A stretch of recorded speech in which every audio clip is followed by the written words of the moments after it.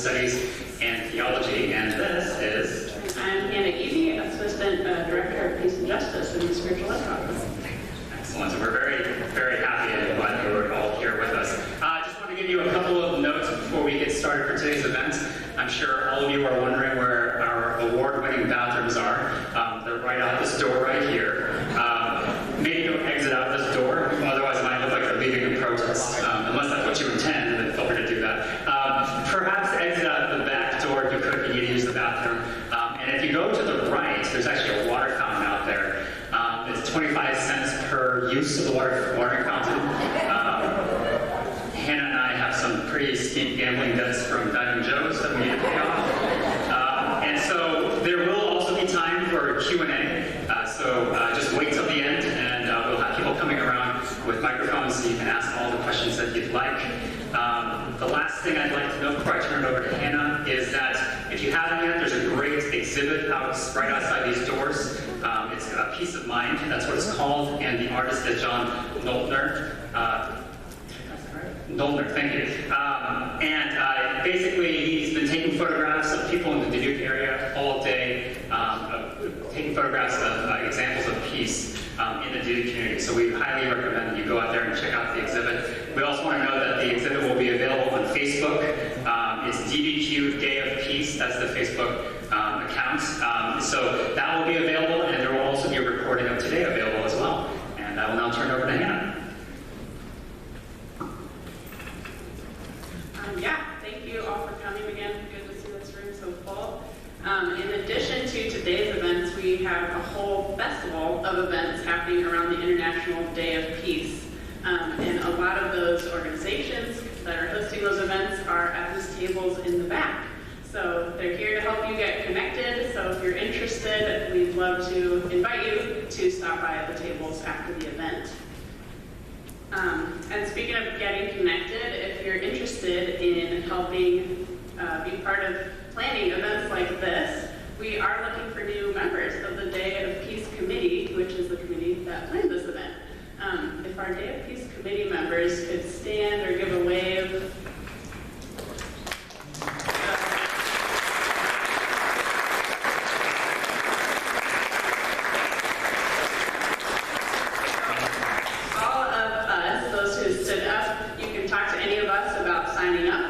Part of something like this. It's pretty low commitment. We meet once a month on Zoom, so we'd love to have you be part of this team. I would like to thank all the students, faculty, and staff at Loras who have been part of making this event possible. The Archbishop Crucera Center, Campus Dining, Forest Maintenance, the Marketing Department, Spiritual Ed, and our Peace and Justice student interns. Thank you to River Lights Bookstore. They're at the table in the back here. They'll be selling copies of the book tonight, and you're welcome to get your copy signed by our speaker, Marie Dennis, after the talk as well. Thanks also to members of the coordinating committee, especially our interim chair, RRS Stewart, who has stepped up during Brother Brian McLaughlin's sabbatical. And finally, thank you all for being here. I will now call up Dr. David Cochran, Professor of Politics and former chair of the Day of Peace Committee, to introduce tonight's speaker.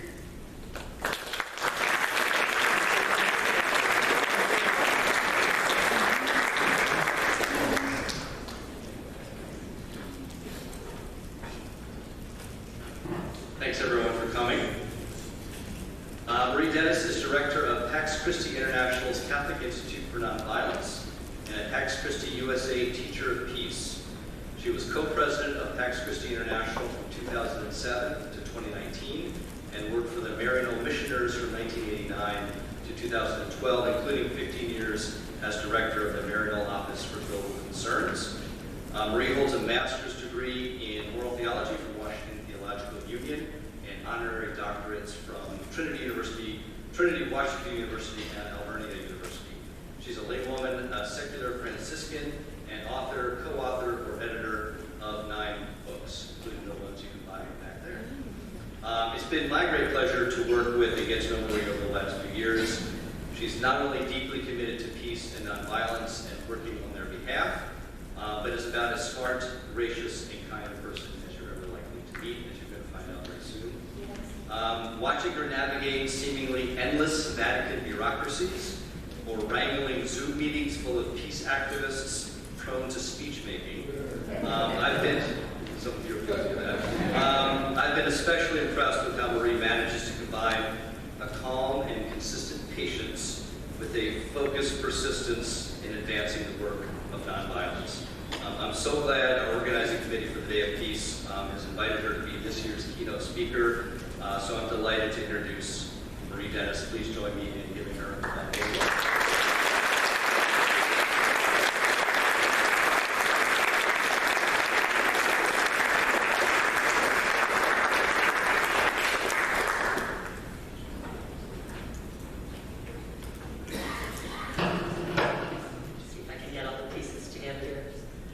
Thank you, David. It's such a delight to be here, and I've enjoyed being in a few classes today, so it's been very nice to meet some of the students just a bit. So thanks to those of you who came back tonight.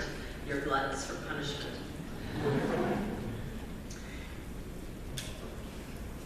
These days, the violence and suffering are overwhelming. Massive displacement,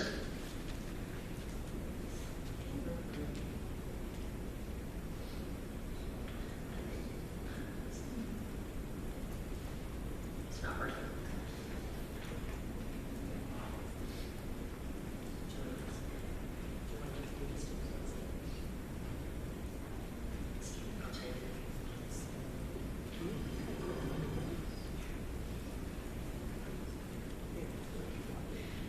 These days, the violence and suffering are overwhelming. Massive displacement, destruction, and starvation in Gaza, heartbreaking sexual violence as a weapon of war in Sudan, Ukraine littered with landmines, Europe turning from social programs to rearmament, unrelenting repression of migrants everywhere, gun violence in our schools and other public places, unprecedented threats to the rule of law, the ascendancy of authoritarianism around the world, the dismantling of small steps toward racial justice and inclusion, and increasingly frequent incidents of targeted political violence in our own country, with victims across the political spectrum. Terrifying. Following the tragic assassination Charlie Kirk last week, Father Stan Elo, who teaches at DePaul University, wrote in the National Catholic Reporter, quote, "America is at a crossroads. The path of violence promises only more blood, more fear, and the gradual unraveling of democracy. The path of dialogue, reason, and gospel nonviolence is arduous, but it is the only path that can lead to renewal. In a time when political life seems dominated by fear and rage, the Catholic witness to reasoned discourse, human dignity, and a consistent ethic of life and gospel nonviolence may be one of the last best hopes for the American experiment." Black Lives Matter wrote, "We refuse to feed the spiral of violence. We choose another way forward. In an age of assassinations and the social media mob, enemy love is as big a scandal as ever." In 2006, Israelis and Palestinians who were born into conflict and formerly faced one another as sworn enemies chose to do the unimaginable.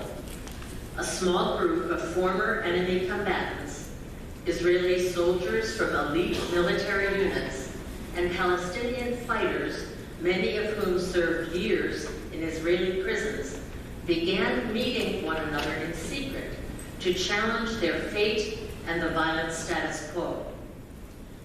Through many courageous meetings, a transformational journey began to unfold.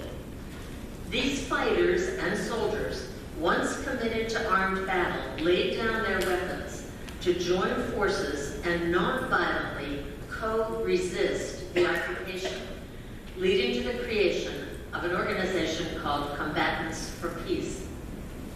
Following the recent killing of 6 Israelis in Jerusalem, they wrote, "Every act of bloodshed pushes us further from the future we all deserve.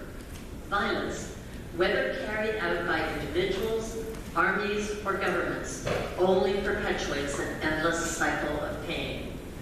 We refuse to let hatred define our path.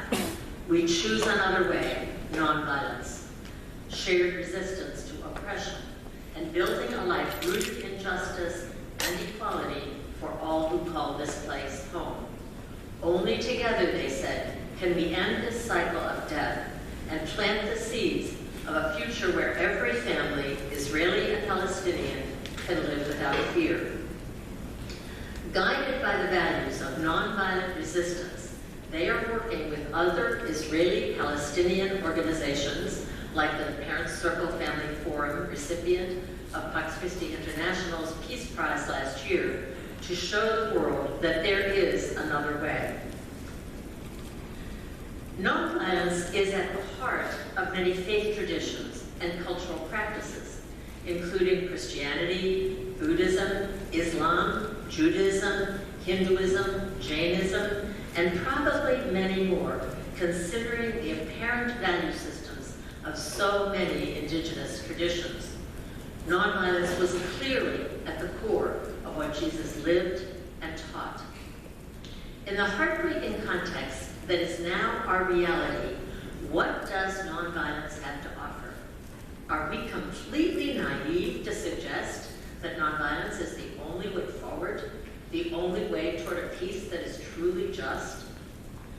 I don't think so.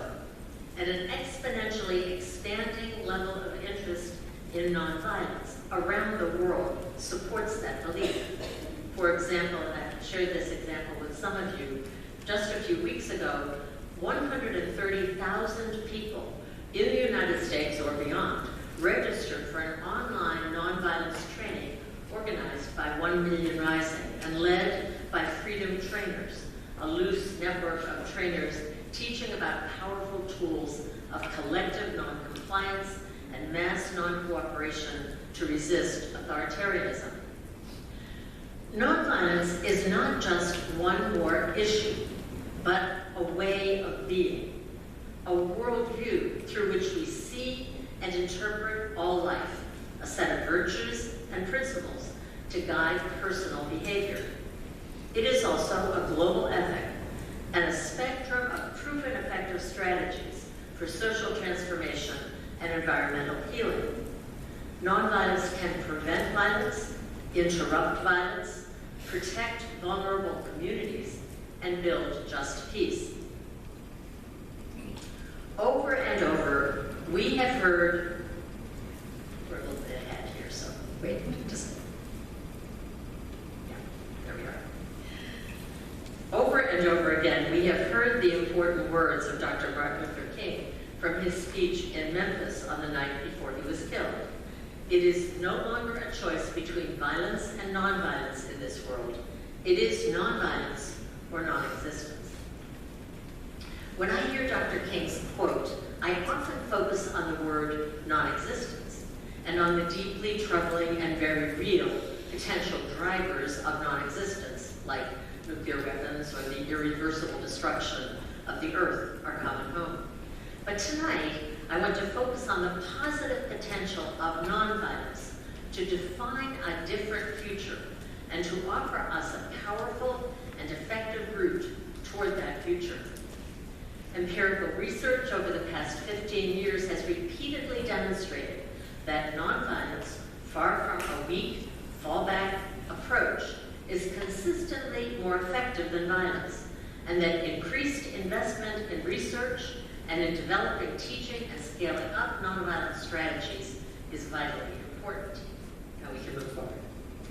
The groundbreaking research, and I suspect many of you know about this, of Erica Chenoweth and Maria Stephan, published almost 15 years ago in their book, Why Civil Resistance Works, is very well known around the world.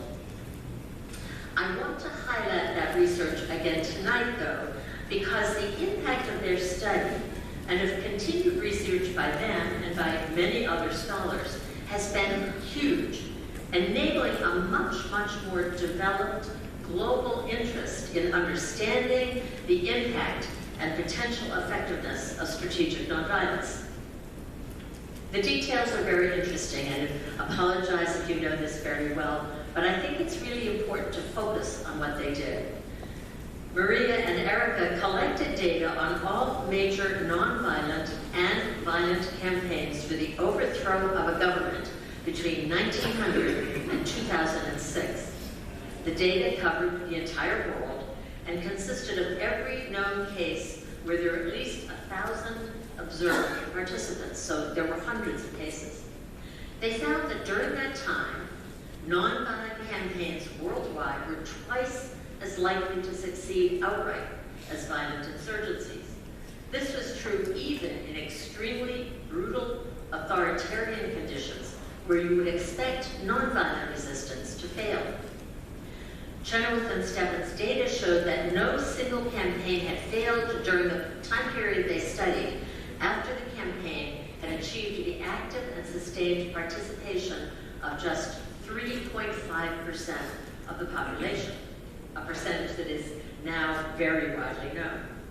In their study, every single campaign that surpassed that 3.5% was a nonviolent one. In fact, the nonviolent campaigns on average were 4 times larger than the average violent campaigns. And they were, because they're much more inclusive and representative in terms of gender, age, race, class, and urban-rural distinction. Moreover, 75% of the violent campaigns, revolutionary movements, failed, while a majority of the nonviolent civil resistance campaigns were successful. Of course, a campaign's success is not ensured just because it is nonviolent or because it engages 3.5% of the population. Just as for violent campaigns, flexible and creative leadership is crucial to success. A poorly managed, disunified campaign will fail. While Chenoweth and Steffen's work was groundbreaking, more recent research, including by them, has identified a recent global decline in the success rate of nonviolent campaigns, due in part to the increasing of authoritarianism, state repression, and the rise of digital technology, while at the same time that their new research has confirmed their initial finding that nonviolent civil resistance continues to be more effective than violent campaigns. Civil resistance, however, is only one of the many tools in the nonviolent toolbox. Research in recent years is demonstrating the effectiveness or the ineffectiveness of other nonviolent approaches and the importance of increased investment in developing, teaching, and scaling up diverse nonviolent strategies. For example, we are learning a remarkable amount about whether and how nonviolent approaches like unarmed civilian protection or nonviolent communication or restorative justice programs and so on work. And if so, why do they work? How quickly do they work? Under what conditions do they work? Unarmed civilian protection, as you may know well, is a well-developed nonviolent approach to protecting communities in violent conflict zones or areas of unrest through the visible presence and accompaniment of well-trained and clearly identified protectors, often, at least initially, from outside the threatened communities, but eventually from within the community itself.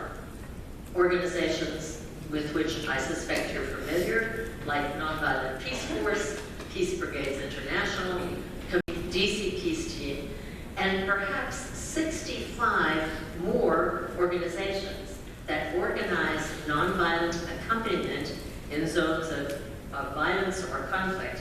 They have together developed a community of practice to support each other and local actors in creating effective, community-centered, nonviolent ways of direct civilian protection. Their research database, called Creating Safer Spaces, is an excellent contribution to the growing study of nonviolent action. Nonviolent communication, that one. Thank you, sorry. Nonviolent communication is another example of a global movement to improve the quality of our connections to each other as humans. Increasingly familiar, again, I'm sure you're very familiar with this, nonviolent communications trainings are taking place around the world, thanks in large part to the Center for Nonviolent Communications, which describes 5 main elements to the process of nonviolent communication. We talk about consciousness. Am I self-connected? Am I expressing myself honestly and vulnerably? Am I listening empathetically? Am I valuing the needs of others as my own? Am I committed to seeking solutions that can meet everyone's needs? So, consciousness. Second, thought.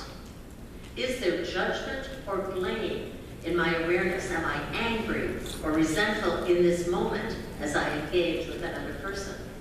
Third is language. Are my words free of criticism and blame? Fourth is communication. Is my nonverbal communication, my tone of voice, my body language, and so on, congruent with my words? And fifth, the use of power. Do I want to overpower this person with whom I'm communicating to get what I want? Is my request really a demand in disguise? Am I prepared to hear no, listen emphatically, and maintain connection? Am I willing to stay in the dialogue until we find a solution that satisfies everyone involved? Nonviolent communication is absolutely being taught all over the world. I had an interesting request a couple of weeks ago from an association of women who work in the Vatican to arrange a training for them in nonviolent communication. To start with, I thought it was really a step forward that there are enough women working in the Vatican that there would be an association of women working in the Vatican. But also, they had heard what Pope Leo has already said to them about words can be violent. And one of the women worked at Vatican Media, and she said, we need to understand what that means. What does it mean? So really, really interesting interest in learning how to be nonviolent. Another very well-used nonviolent tool, again, that I'm sure you know, is restorative justice. RJ programs are also being applied in many, many different circumstances. I'm sure you know that. In schools and prison systems, community conflicts, and situations where historical trauma is still causing great harm.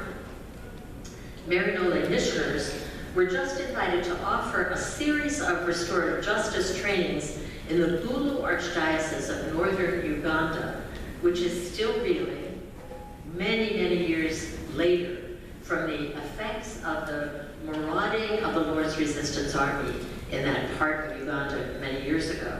They said it was a wonderful experience to be able to go from one community to another and to share with people the tools of how they might begin to heal that memories of that terrible experience. The practice of nonviolence in these, and in a myriad of different forms, is a great source of hope. I think the more you learn about nonviolence, at least this has been true for me over the last 10 years or so, the more clearly you begin to recognize its power and potential to help us build a more peaceful and just world. Persistence. Now I think we can move on. So nonviolence, and I've said this in 2 classes today, is not simply a position, a statement, or a static spirituality. Nonviolence is never passive, but it is rather engaged in preventing or interrupting violence, protecting people and the earth, promoting a more just and sustainable future. Nonviolence defines who we are, our goals and visions for the future, and how we will help bring those dreams and visions into practice. It is a way of being and a process that can actively transform the challenges we face and open space nonviolence is also not the same as pacifism. You don't have to oppose all violence in every situation to learn about, support, and practice nonviolence most of the time. And the more nonviolence research, education, and strategic thinking become prevalent rather than marginal, the better equipped we will be to apply nonviolent approaches more and more often. Many believe that the war of aggression against Ukraine has challenged the very idea that gospel nonviolence could ever become a widely applicable ethic at a political level. But I believe precisely the opposite.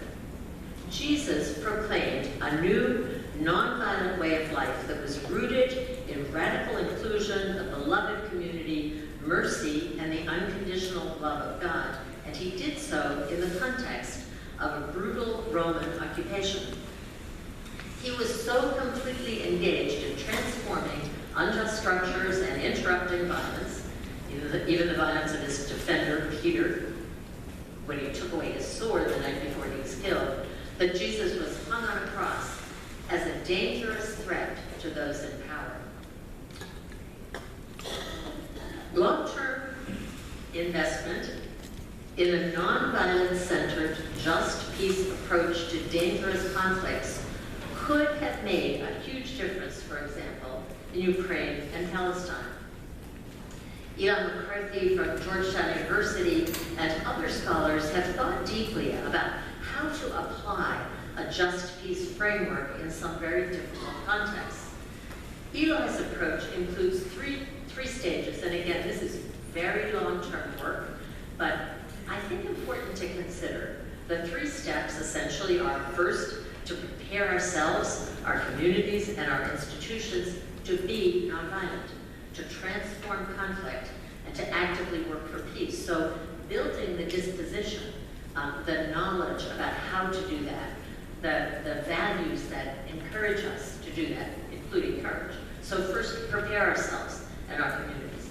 Second, to interrupt the cycles of violence by addressing the root causes of the conflict, by promoting disarmament, by addressing historical trauma, by furthering restorative justice, and by organizing nonviolent direct action to move some of those steps along. So first is to prepare ourselves. The second is to interrupt cycles of violence, and the sort of unmitigated commitment to preparing to use violence to interrupt violence, which is what we do all the time. Think of our $1 trillion military budget, which will be a reality next year. So the third is to build sustainable peace through truth and reconciliation processes, the redistribution of political power, and attention to social and ecological issues of justice. So 3 steps. Each one is huge, very long term, but that might begin to move us in the right direction. If, for example, we were able to engage with the deep trauma on every side of the violence in Palestine and Israel, or if we were able to look at the root causes of the Russian invasion of Ukraine decades ago, perhaps we would have had a different way of responding. So what I'm not suggesting is that this is quick or easy, but that there are directions in which we need to move, both politically and socially as communities, that will help us be better prepared to respond to threats, to even very dangerous situations without violence. In reality, a rich diversity of nonviolent strategies is being employed in different contexts around the world. They have been the bread and butter for Pax Christi member organizations for decades. Trainings in strategic nonviolence for communities negatively affected by extractive projects throughout Latin America. Accompaniment of communities at risk in Palestine, El Salvador, the Philippines, and among immigrant communities in the United States. Sports for Peace programs in Haiti and South Sudan, reintegrating former combatants into their communities in the DR Congo. Nonviolence trainings for religious sisters and young people in South Sudan, Kenya, Uganda, Burundi, Rwanda, and elsewhere. The list of places in which Pax Christi International has been involved are very long.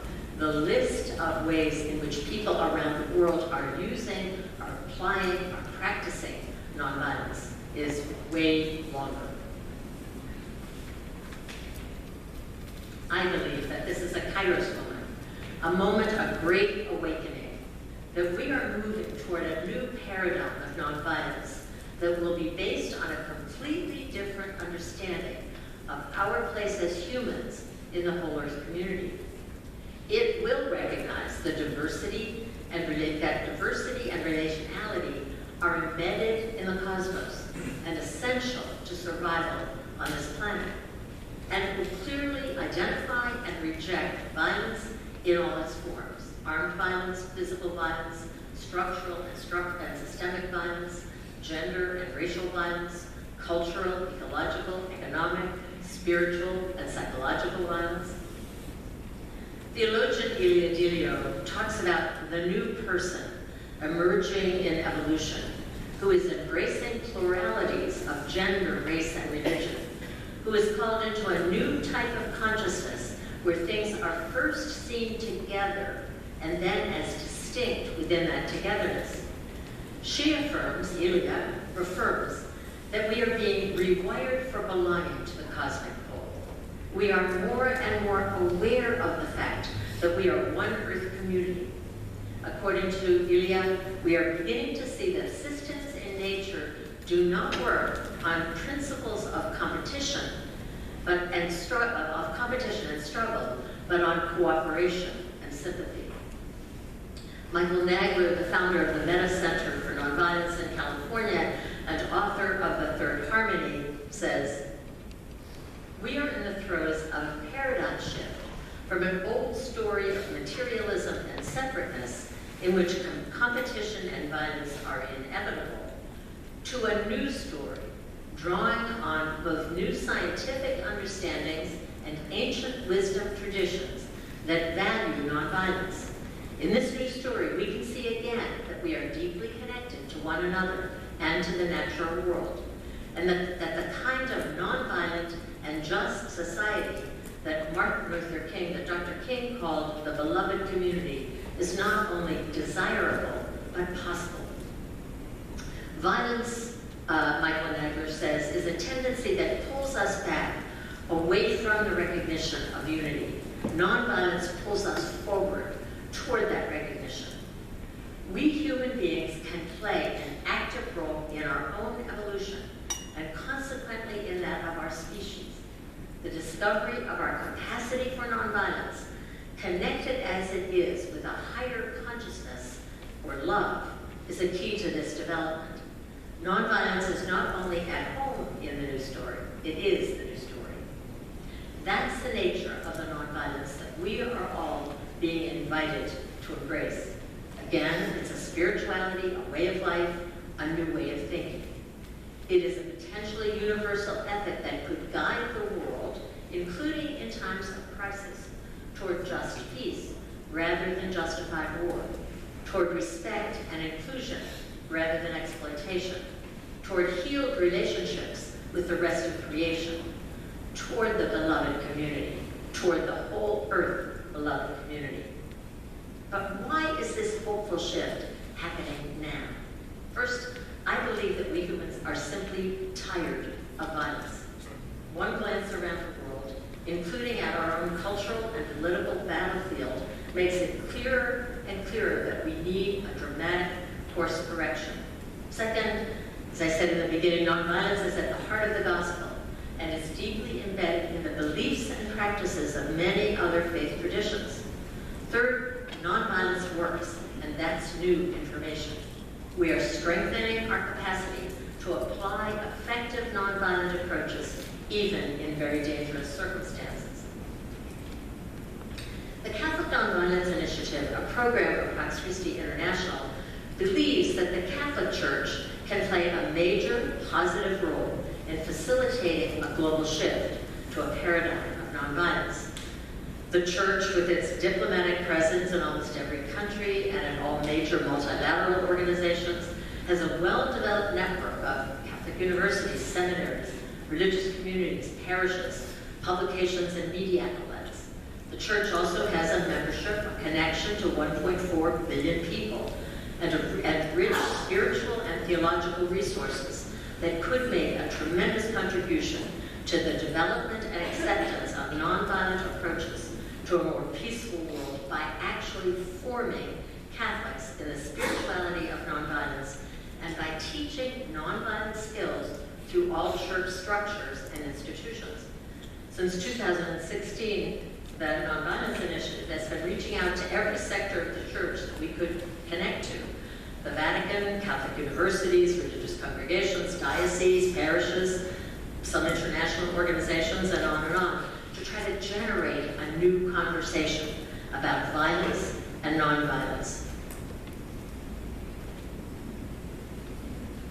A year ago, we established the Catholic Institute for Nonviolence in Rome to make nonviolence research, resources, and experience more accessible to Catholic Church leaders, communities, and institutions in order to deepen Catholic understanding of and commitment to the practice of gospel nonviolence.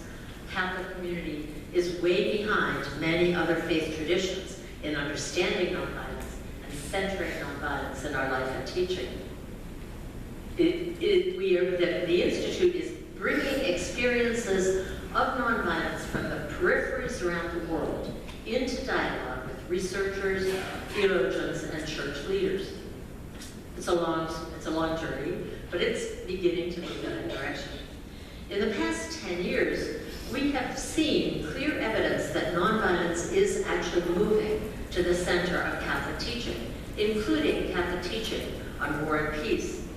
We are hopeful that the lessons from the Sermon on the Mount, including love your enemies, as challenging as they are, will be integrated into the contribution of the Church in the public square.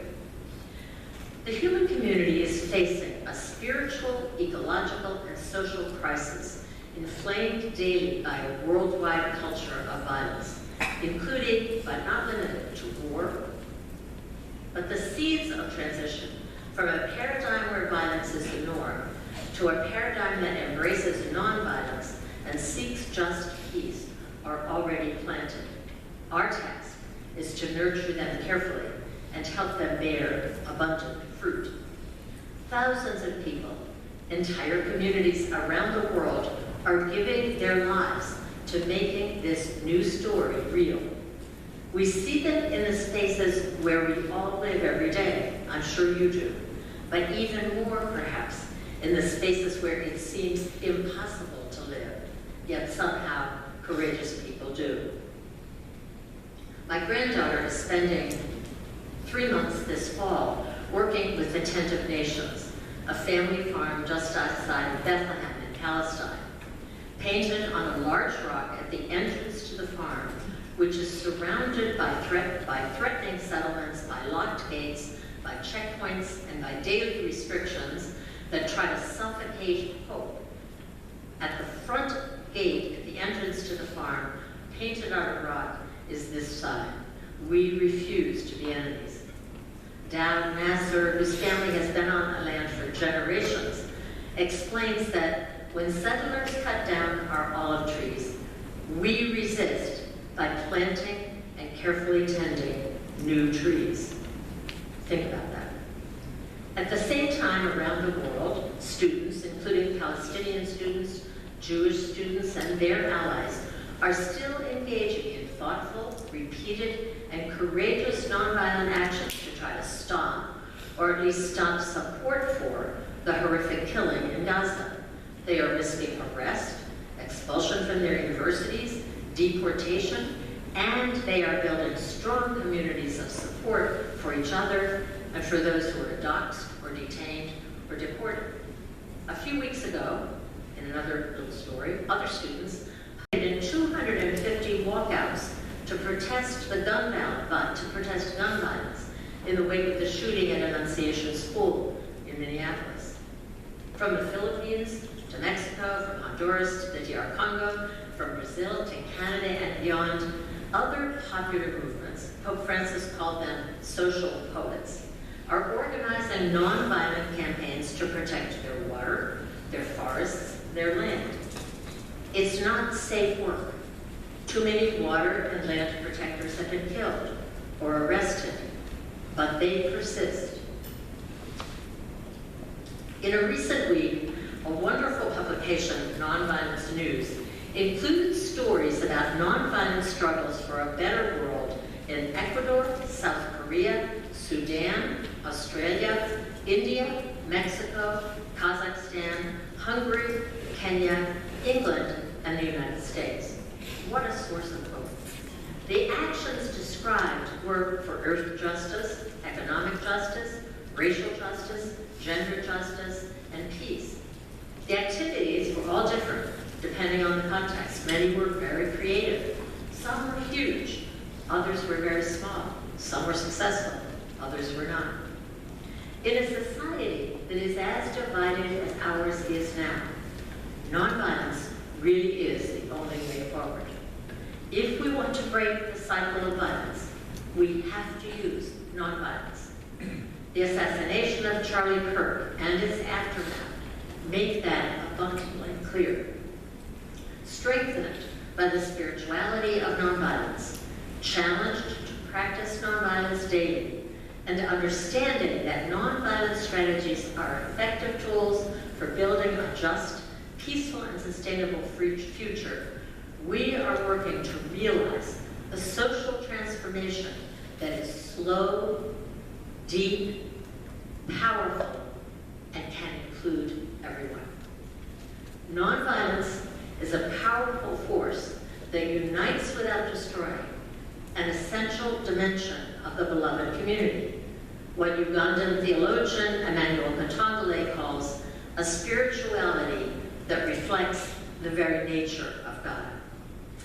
I'm going to stop there. I have a few suggestions to leave with you as you leave, but before I go there, maybe we could just open it for any comments or questions, disagreements, agreements, what's right.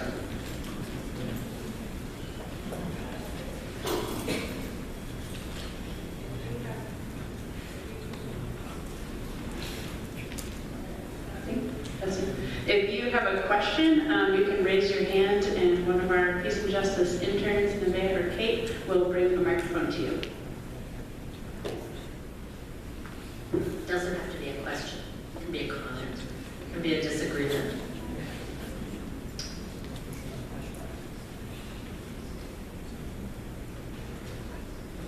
Hello again. I know I saw you in class if you recognize me.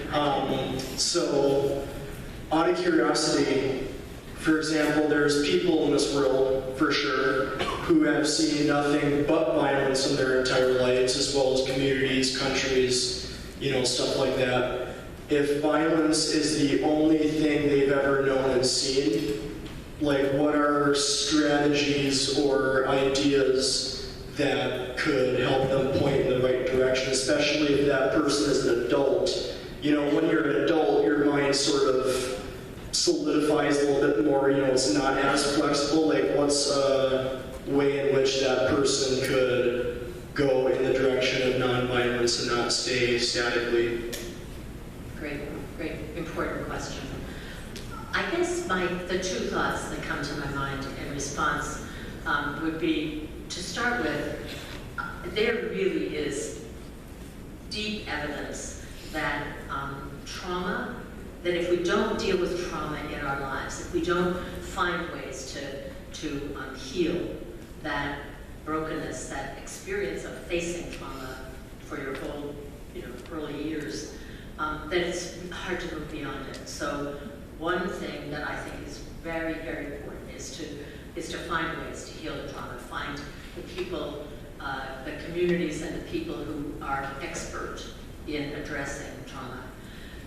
And then I think that another piece is to listen to the stories, to begin to hear that in many ways, trying another way doesn't have to be dramatic. For a long time, I felt sort of, overwhelmed, because the stories you hear about nonviolence were Gandhi and Dr. King. And I thought, well, I'm never going to be able to do anything like that. So, for a while, I just kind of didn't listen. But in reality, practicing nonviolence can start in very small ways, in talking to another person, in being nonviolent to yourself, even. You know, that if we learn to address the trauma that has affected our lives, to recognize it, which is even that's hard to do sometimes, it can help.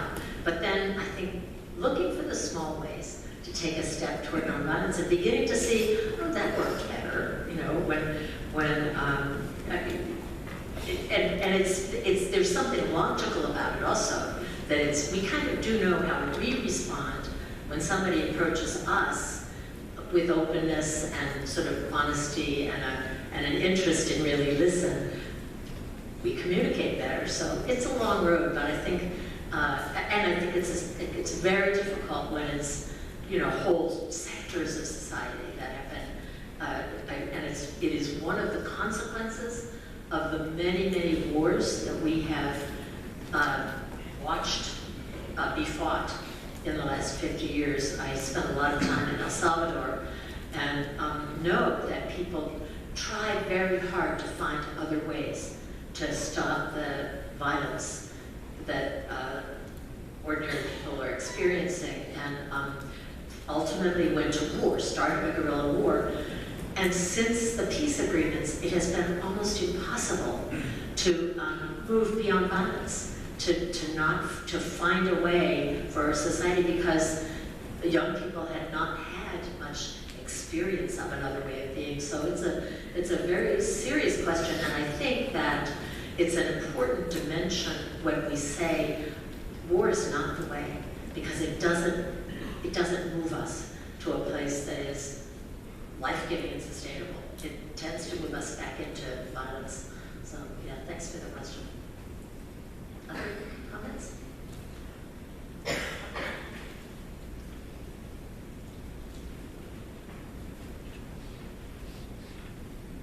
Marie, thank you so much for bringing this thoughtful message of nonviolence to us.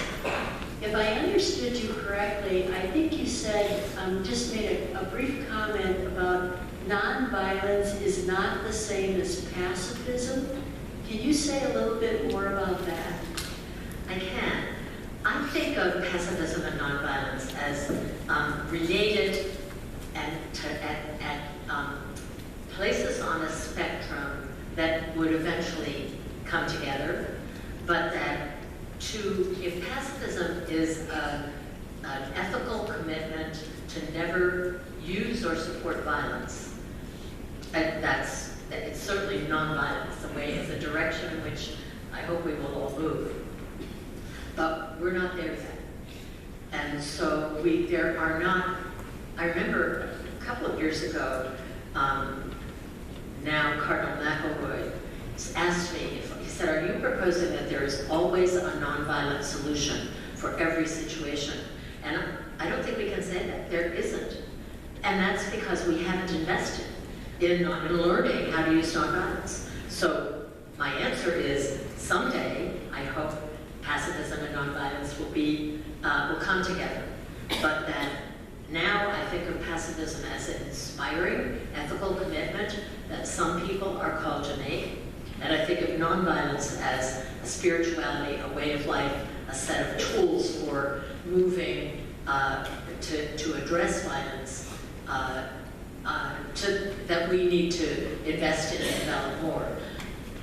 There are still some violences, especially in situations where the danger to people or to the earth is so egregious that I don't believe that we can yet say, well, too bad, we don't have a nonviolent answer to that, so we can't protect that community, those people, that way of life. It has to be, I mean, clearly, an individual, a local community, can say, well, you know, we'll keep investing in building nonviolent ways. That's how we'll contribute. But I think that most especially in the public arena, tragically, we don't even know how to do it not nonviolently to protect people who are threatened. But we have not. So Ukraine is a good example. I mean, I believe that had we started earlier, looked at it differently, and worked at it, we could, actually the Ukrainian people had done quite a lot of preparation using civilian-based defense tools like setting up roadblocks so tanks couldn't come in, or turning around road signs so invaders couldn't find the right place, and so on.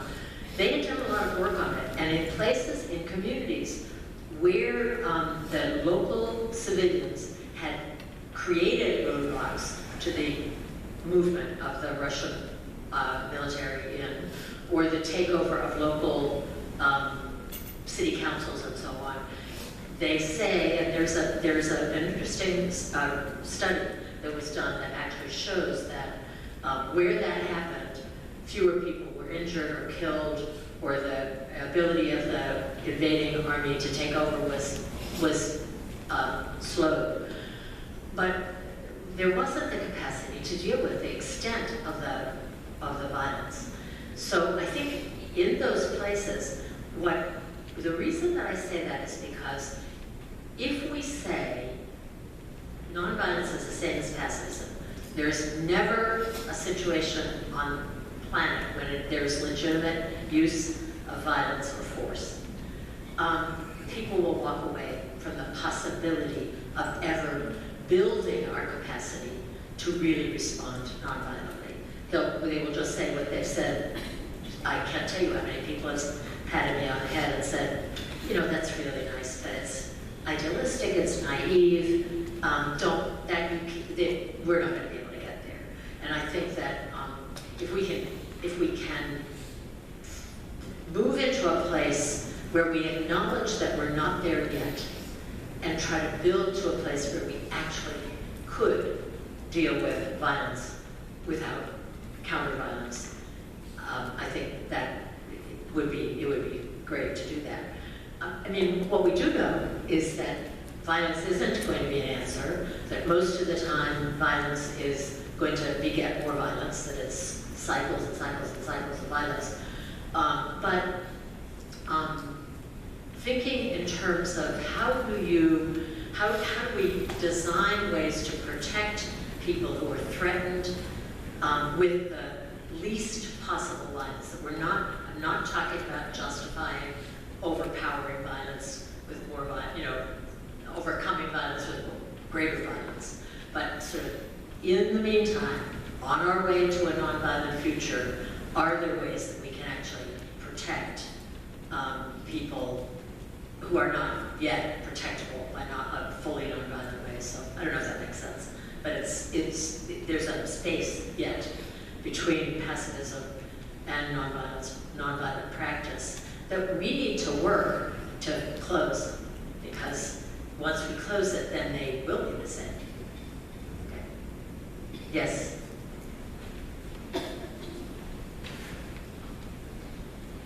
Thanks, Marie. When we were outside before the program began tonight, and we all had the opportunity to think about peace and how, what it looks like to us, or what it looked like to us at some point in time, I thought about this Washington Street neighborhood in Dubuque that I watched kind of save itself. They put barriers in the streets to prevent hog and cattle trucks from going through the streets and kind of sneaking up their neighborhood, and just kind of, and it worked. And those barriers are still there. The packing company's long gone, but the barriers are still there, and it's a beautiful thing. They also had, and this is where I'm going with this, they also had this thing called the Washington Neighborhood Tool Library. And I'm not sure if it's still in business. It might not be, but I think it was until pretty recently. So my question is, how can we roll out the toolbox that you're talking about and get it out there in neighborhoods, in communities, not just some idea that you might find in a library somewhere? That's also a very good question, because it's certainly It's one of the things that we're seeing happen in our country, in other places as well, but very much in our country. On any given, mostly on weekends, but sometimes on other days, we are seeing around this country trainings being offered in churches, community centers, schools, universities, in the different tools of nonviolence. So the kinds of things that I mentioned in terms of, one will be on nonviolent communication, another will be on de-escalation, how to interrupt a move toward a violence in a gathering. Another will be on accompaniment of threatened people, on armed civilian protection. Another will be on how do we break through the violence that's present in the internet or in social media. And all over the country, there are trainings, many of them are online. So anybody can watch them. The number that I quoted before is representative of what's happening. So one of the things that we're asking Catholic universities, because we're speaking to the Catholic Church institutionally around the world, is to create a nonviolence training hub and regularly offer those skills in nonviolent communication, interruption of violence, and so on, to students, faculty, staff, and neighbors, because we think that it's a real skill that will make a difference in our ability to deal with violence and conflict in the world. So one thing that anybody can do is host the trainings. There are excellent trainers, and because of the opportunity that's provided by the internet, they can be done virtually. We're trying to figure out if that's as effective as doing them locally. There's something really good about doing them locally and bringing people together in a local community to then think about how to apply these skills and where they're needed. But we think that every that sort of beyond the skill training, that the topic of nonviolence as part of faith tradition, nonviolence as a commitment, a human commitment to being better humans, in better relationship with each other, that those are conversations that we hope will begin to happen in every course, in every theology class, in every place where students are looking at history or looking at sociology or looking at political science or so especially educational institutions, I think, can do a lot. We'll see if it works, but I think it would be great.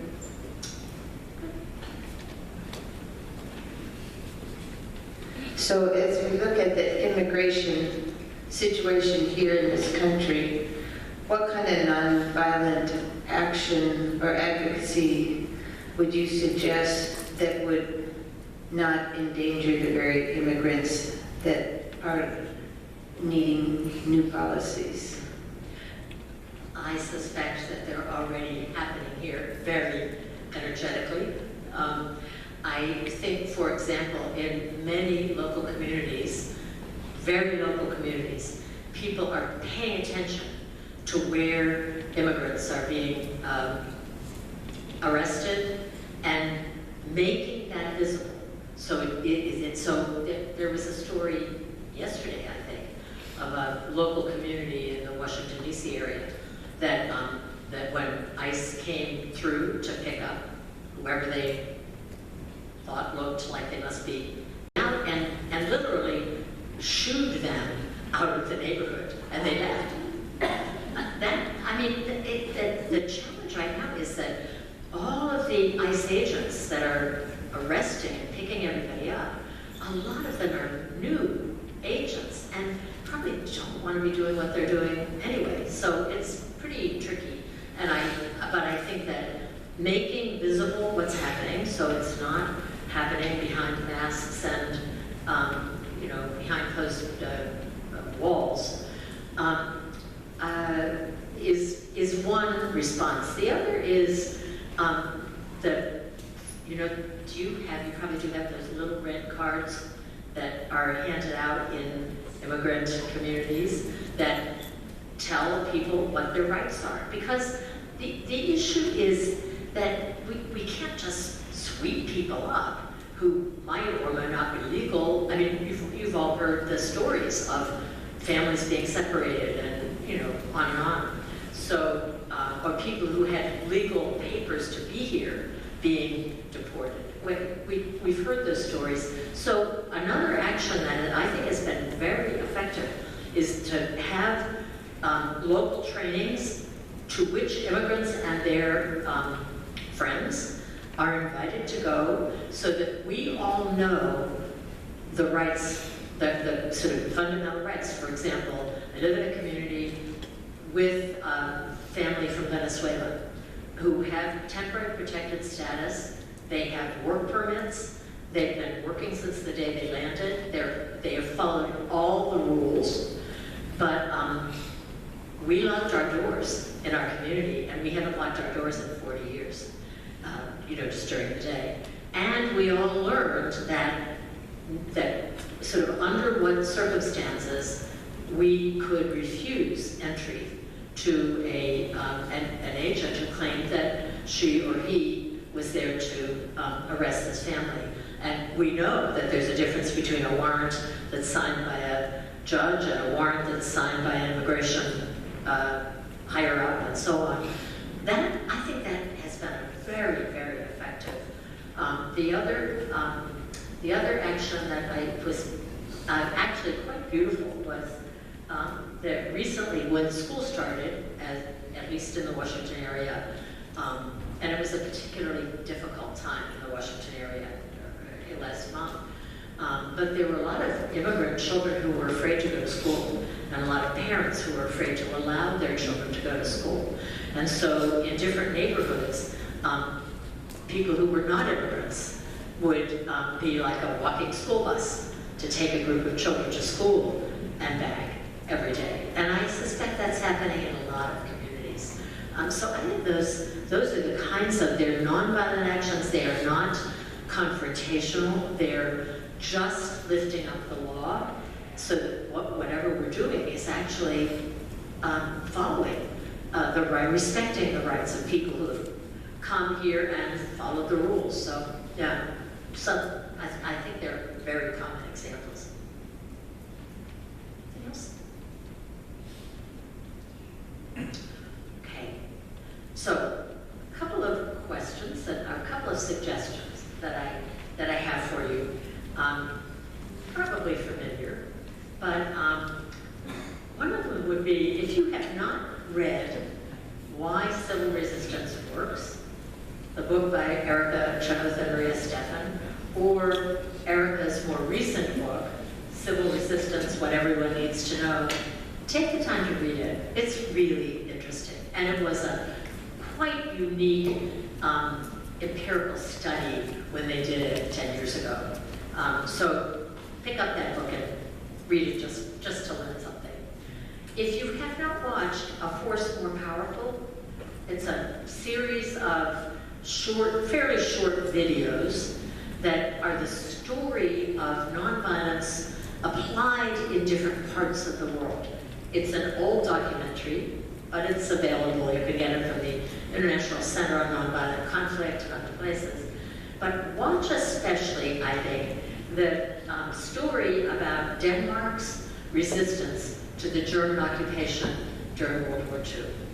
I just don't think that story is very well known. You might all know it, but I did not until recently. And the way that the whole population of Denmark worked together to just make Denmark not work while they were under German occupation.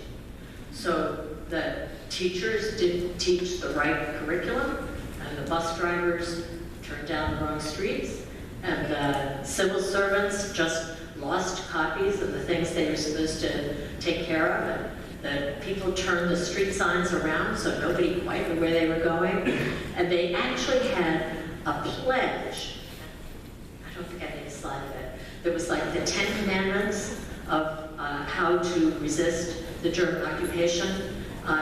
Read it or watch the video. It's really fascinating. And watch the other ones as well. They're very, very inspiring, even if they're a little old. Sign up for or host one of the trainings that I was talking about.